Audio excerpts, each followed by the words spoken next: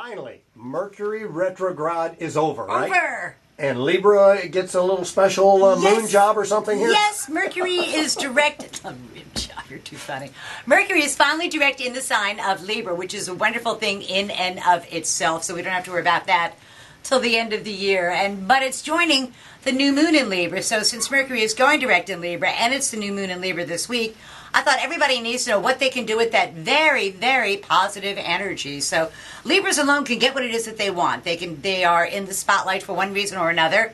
They get finally the recognition. They've been sort of in the past not been really respected for what it is that they've done, but now with Mercury in their sign and the sun and the moon all in their sign, good times are ahead for Libra, which I'm very happy about since some of my favorite people are Libras. Yeah, me too. For Scorpio, right next to one. Yes, in the other room.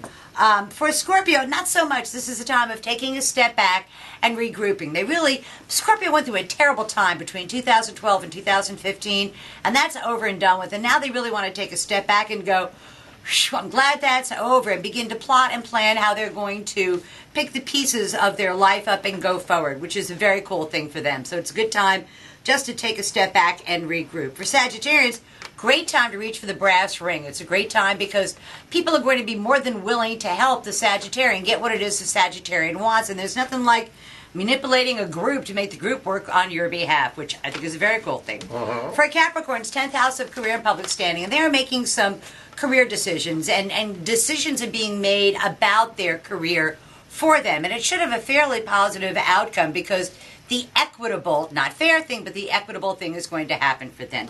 For Aquarians, the law is clearly on their side. And finally, whatever it is, whatever legal matters, whatever educational matters, whatever important matters that have been bogged down for the last 3 weeks, begin to go forward for the Aquarian. And it should be a very, very positive outcome for them, which is very cool. For Pisces, 8th house of other people's resources flowing their way. And instead of Pisces hunting for a new resource to exploit, they need to be able to take their existing resources and maximize those. And banks and people are more than unusually willing to help the Pisces out financially, which is cool for them.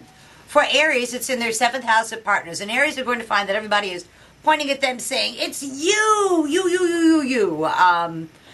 Chinese or not. and they're going to find that the best thing for them to say is, how can I acquiesce? How can I meet you halfway? How can I facilitate this? Because they really need to hear what the people are saying. For Tauruses, work, and even more work if that's possible. And if they can find anybody to help them do that work, they should, especially younger people. They should, if somebody says, how can I help, say, this is what you could do. Otherwise, they will be overwhelmed with the amount of just plain old hard work waiting them. For Geminis, ton of fun, great time for Geminis. It's in their 5th house of love affairs and children and sports and amusements and pleasures. And it just means a good time is going to be had by them. That's really what they're seeking. They don't really want to work. They kind of want to bang on that drum all day and just have a good time. For Cancers, 4th house of home. They need to beautify their home, solidify their home. They have been working externally, and now it's time to stop and really nail down that foundation and really make that foundation someplace they can operate out of. And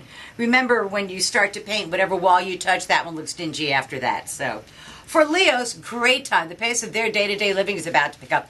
Contracts, negotiations, they can cut themselves a pretty good deal because they appear so very reasonable in their negotiations. A lot of times Leos are not particularly agreeable because it's their way or the highway, but they are more than willing to be accommodating over the next month or so to get what it is the Leo wants, and that means more money, which is a very cool thing. For Virgos, the last time we're going to talk about, it's about making more money. It's about partnering up with someone or a group or just not going it alone. They will do better in a team effort or in a group effort rather than an individual one.